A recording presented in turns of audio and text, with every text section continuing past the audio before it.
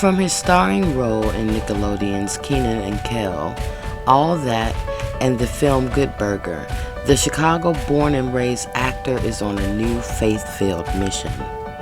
Two-time Emmy-nominated actor, comedian, and youth pastor Kel Mitchell spoke with the Chicago Defender about his book and new single Blessed Mode and his upcoming visit to his hometown to host the Black College Expo on April 16th at Chicago State University. So I had no idea you were from Chicago. Oh, yeah. Yeah, I love Chicago Defender too. Yeah. Thank you. Where in Chicago did you grow up? South side of Chicago, right off of Cottage Grove, like 98th Street over there. There it is. In the same area.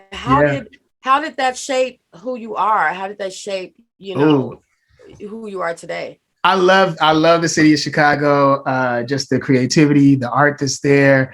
What really helped me, because I got to an age where I had friends that were going on and up, and then friends that weren't, you know what I mean? And then I also had the church and all that stuff.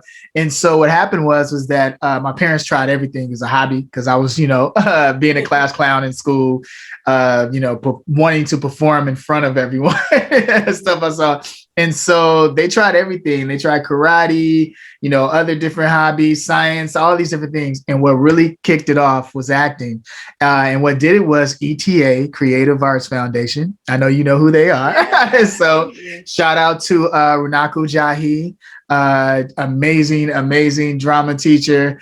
He literally changed my life. Like I went there and my eyes opened up. I was like, oh, this is what I'm supposed to be doing, and it wasn't a thing of like I wanted to get on TV. At this point, it was just really an outlet that was so positive, putting on these amazing plays that ETA Creative Arts Foundation do, I became a theater kid. I was going to school, going to CVS, and then going to ETA afterwards and doing these plays.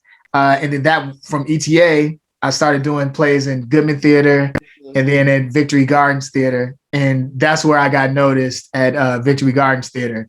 Started going on auditions and stuff like that.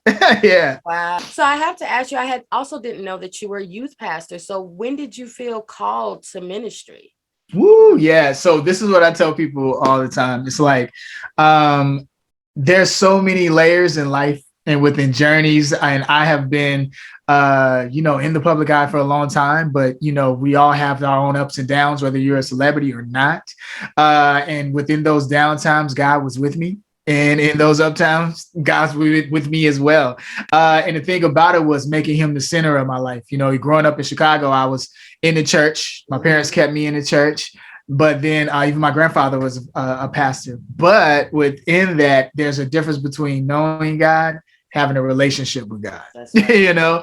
And so when I kept hitting my head through life and making certain mistakes and things that were going on in my life, and then that's when I was just like, you know what? I need to make God the head of my life. I should listen to him. Yeah. And so when I started doing that, I'm not going to say that my life instantly turned around. It was just a thing of like, now I was letting him guide me. Right. Mm-hmm. And so as I was doing that, the things that I went through, these emotional walls, suicidal thoughts, all these different things that I went through in my life, I was letting go of. Because now I was seeing things through God's eyes. And for me, my thing was that I wanted to do that same thing for others. Mm-hmm. I wanted to let them know, hey, you're beautifully and wonderfully made. Mm-hmm. All right. You were made for a purpose. All right. So, and I wanted to do that same thing. And it was as I was working within my church out here in LA, I was in helps ministry for years. And so just doing whatever they needed help with. Within the church. And I was even a stage manager at the church. And during this time, me and my wife, we were actually working within the community. We were putting on these dance competitions within the community for the youth. And I would pray for each youth while we were doing it right beforehand. And I remember my pastor he would always do this. He would have like this smile on his face and was doing that. And then he told me like, you need to be preaching. And which was deep was that I had people tell me this throughout my life. But it's a thing where it was like, hold on, God need to tell me that. I have to have confirmation, because I grew up, in church. And so a lot of times, people go, well, wait a minute, did you hear from the Lord on this, or you just got That's up there? right.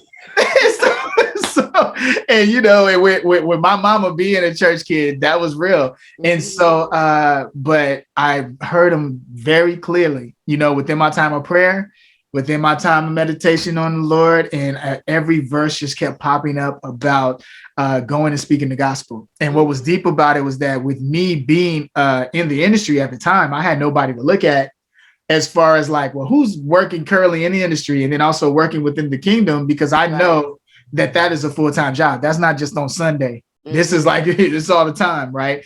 And so I was like, well, who can I look at? And I talked to my wife about it, and she was like, well, you be the first. God doesn't give us too much that we can't bear. You know what I mean? So you can do this. You can handle this. And so I said, all right, I'm gonna do it. And I stepped out. I'm not gonna say it was like a easy journey. You know what I mean? But it's my journey that I decided to take it, which is beautiful though, because so much started to open up. It's beautiful seeing the students' lives change. It's beautiful now going on these sets, and I'm seeing it through God's eyes. And it's not about me. It's not about Kel. It's not about Kel mode. It's blessed mode, seeing through the eyes of God. And it's just been an awesome experience. And I've been doing it for years. It's not something that is new, but a lot of people are starting to, figure it out. You know what I mean? Yeah. Well, speaking of, can you talk to me about Blessed Mode and what inspired you at this point to put out a book? Yeah. So for me, I was just like, a lot of people are dealing with a lot of different emotional walls. They're dealing with a lot of stress. They're dealing with a lot of anxiety in their life.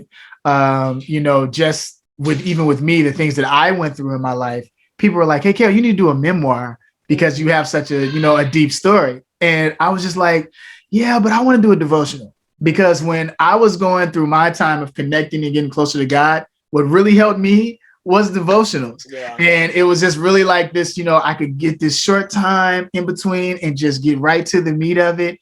And it helped me prepare for my day and get out of whatever rut that I was into. Yeah. And so I was like, I want to do a devotional because I think it'll help so many youth, especially now, because they're hit with everything, as far as social media.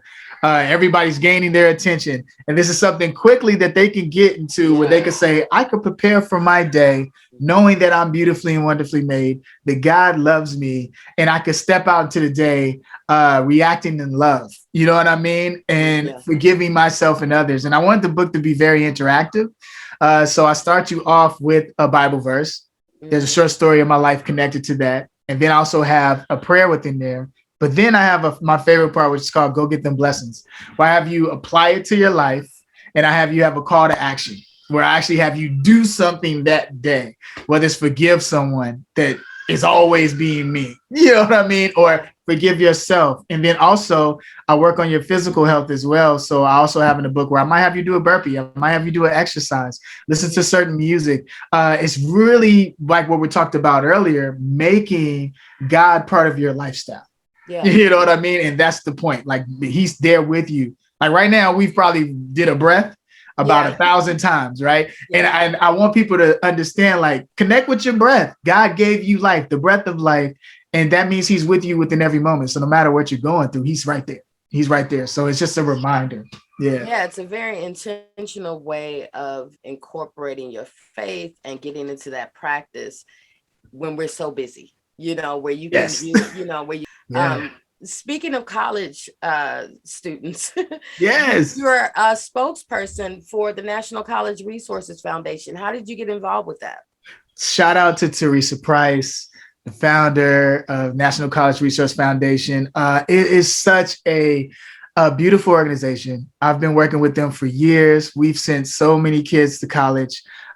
First time, family members and students to go to college, and then also kids that just wanted to change their life around and didn't know about HBCUs, or some kids that didn't know the opportunities you can have within HBCUs. And it's just beautiful. Like, it's a free event, and students can come to this event, and HBCUs are there, and all they have to do is bring their test scores, and they can literally get accepted on the spot. And it's so awesome. And I've been doing this all over, touring city to city. And I was telling Teresa, I was like, look, Chicago, they mad at me right now. They was like, hey, look, you from here, man. What you doing? And my That's mom's a right. teacher. My dad's a psychologist. They're like, look, education is important. We need this. And so I'm bringing it to Chicago, April 16th at Chicago University, right in my neighborhood where I grew up in. And I'm so excited. The response has already been amazing. So many students have signed up. And I love this. It's just like it's part of the same thing, but just really giving back, giving that love back, and it's very important. HBCUs are important, and I want to support them. Yeah. Well, I got to tell you, I can't thank you enough for speaking with us, speaking with the Chicago Defender. But it seems like, we always like to cover the hometown, the home team, and support our people that are doing good, repping us right. So congratulations and continued success to you. Thank you. Thank you for having me. The Black College Expo will be held on April 16th at Chicago State University. This is Danielle Sanders for the Chicago Defender.